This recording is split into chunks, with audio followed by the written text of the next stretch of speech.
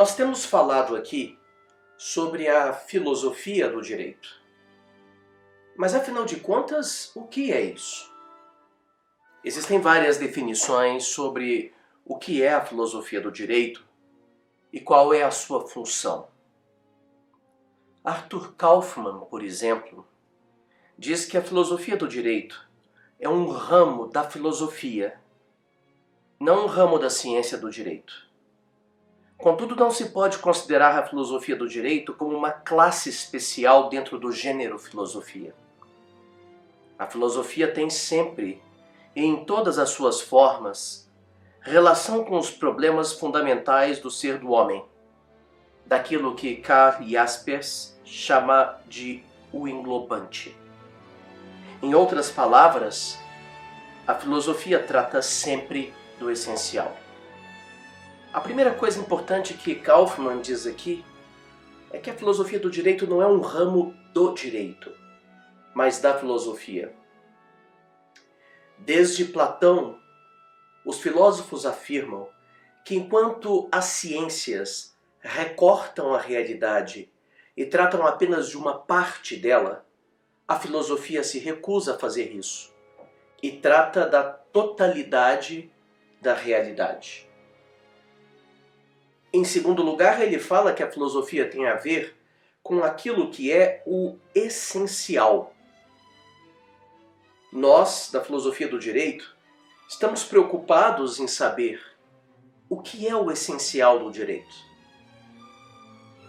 Existem duas tarefas que geralmente são atribuídas à filosofia do direito.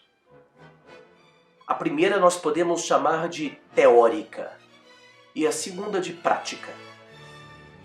A filosofia teórica deriva o seu nome do verbo grego theorein, que significa contemplar, conhecer. Enquanto que prática vem de praxein, que significa agir. Então existe uma parte da filosofia do direito, ou toda ela, preocupada com o conhecimento do direito. Quais são as condições para nós conhecermos o que é o direito? Quais são as condições para nós conhecermos o que é devido a cada homem? Quais são as condições para nós interpretarmos as normas jurídicas? Esses são problemas teóricos da filosofia do direito.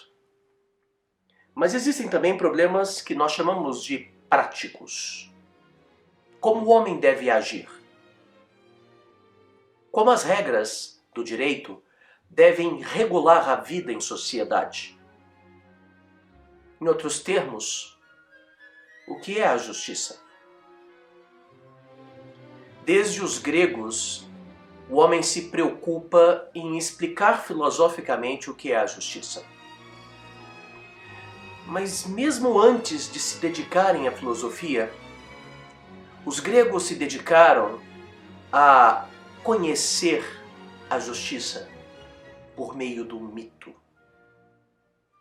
Isso significa que antes de se dedicarem a um conhecimento puramente racional da justiça, eles já tinham um senso de ordem que perpassa todo o pensamento grego. E os mitos revelam essa ordem, que por sua vez revela o que é o direito e a justiça. Os mitos gregos podem parecer, às vezes, um pouco confusos. Eles nem sempre são coerentes. O motivo disso era que o rapsodo, aquele que cantava a poesia, ia alterando os mitos para se adaptar à sua audiência. E por isso existem versões muito desencontrantes dos mitos gregos. Houve um homem que tentou sistematizá-los. Chamava-se Apolodoro. Num livro chamado Biblioteca, na Antiguidade, ele já tentou pôr ordem nos mitos e harmonizá-los. Mas ele não é a única e talvez não seja nem sequer a principal fonte dos mitos. Existem fontes muito diferentes, por exemplo, sobre Atena, sobre a deusa Afrodite. Mas para nossa história, A principal fonte são os poemas de Hesíodo, em especial um chamado Teogonia. É nessa obra que Hesíodo vai contar a origem dos deuses. E é lá que nós vamos encontrar a origem da justiça. Hesíodo diz que o primeiro deus é Eros, Eros antigo, que vai gerar uma série de filhos e que vão acabar gerando a deusa Gaia. Gaia é a terra. Gaia gera as montanhas e o mar, e depois ela gera o céu. E ela se casa com o céu, tornando-se o primeiro par divino. O problema é que Uranus tem um apetite sexual insaciável. E por isso ele está num coito constante com a Terra.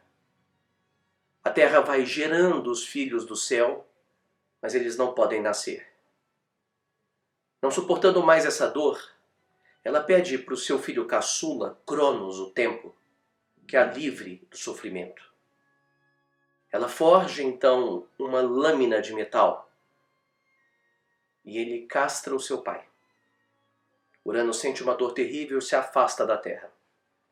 É criado um espaço onde os deuses, filhos de Uranus, vão poder resistir. O nome desses deuses é Titãs. Um desses deuses, exatamente o deus que castrou o pai, torna-se o rei do universo. Mas o problema era que no pênis decepado de seu pai havia sangue. E ele cai sobre a terra e fecunda a terra. Nascem as Erinhas, as deusas vingativas, as Fúrias, Aleto, Tisífone e Megera. Toda vez que alguém derrama o sangue de um parente, elas exigem vingança. Por isso Cronos sabe que o governo dele não durará para sempre. Um de seus filhos irá destroná-lo para vingar Uranus. Cronos então tem uma estratégia. Toda vez que lhe nasce um filho, ele devora a criança. Mas quando nasce o caçula, Réa, sua mulher, substitui o bebê por uma pedra. E Cronos, que é o tempo, devora a pedra. Preste atenção no significado do mito de Cronos. Cronos gera os filhos e depois os devora. O tempo nos produz e depois nos destrói.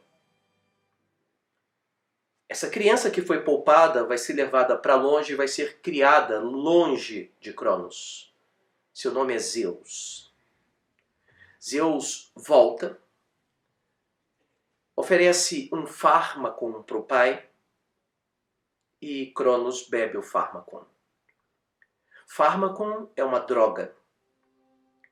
Uma droga pode curar ou matar. Se você está com dor de cabeça e toma uma aspirina, você se cura.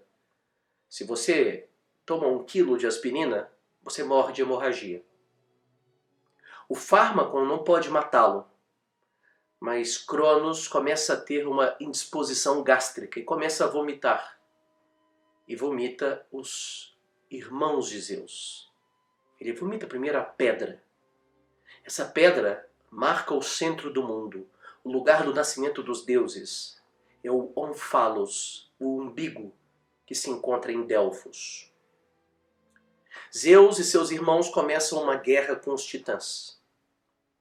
Os titãs são deuses da desordem. Todos eles são deuses caóticos. Todos eles pretendem governar todas as coisas. O universo não pode permanecer assim. Então a primeira coisa que Zeus faz quando ele vence os titãs é instituir ordem no universo. Ele primeiro divide o universo em 3 mundos. Ele fica sendo o deus da terra e do ar. Seu irmão Poseidon fica sendo o governante dos mares. E Hades fica sendo governante do mundo dos mortos. No mundo dos mortos, nem Poseidon nem Zeus têm poder. No mundo de Poseidon, nem Zeus nem Hades têm poder. O mundo foi dividido, organizado. E é por isso que esses deuses, os chamados Cronidas, porque são filhos de Cronos, ou também de Olímpicos, porque Zeus cria uma morada no alto do Monte Olimpo para si e para os deuses vencedores, esses são os deuses cultuados na cidade. Segundo Hesíodo, Zeus teve 3 esposas. A primeira delas é a deusa Metis. Metis é a astúcia. Para Zeus vencer os titãs, ele precisa da astúcia. Mas não basta que a astúcia esteja do lado dele. Ele precisa incorporá-la. E por isso ele devora sua mulher, Metis, tornando-se ele mesmo a astúcia. Só que Metis estava grávida. E Zeus não tem um útero. Por isso a criança vai para a cabeça de Zeus e nasce de lá. Porque ela é filha de Metis, a astúcia, e de Zeus, da cabeça de Zeus, ela é a deusa da sabedoria, Atena. A terceira esposa de Zeus é a mais conhecida de todas, Hera. Mas a segunda é que me interessa aqui. A segunda é Temis. Temis é uma das Titânides. E Zeus se casa com ela. Temis muitas vezes é traduzida por justiça, mas não é assim que os gregos a viam. Temis é a ordem do universo. A lei que rege não os homens, mas os deuses. O fato de que primeiro vem a lua cheia, depois a lua minguante, depois a lua nova, depois a lua crescente, de novo a lua cheia. Temis é a ordem do universo.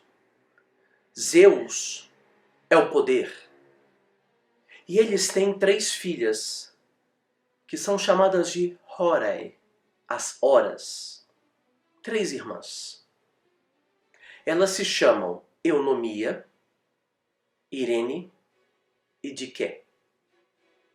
Eunomia é a ordem, a disciplina da cidade, as boas leis. Irene é a paz. Diké é a justiça.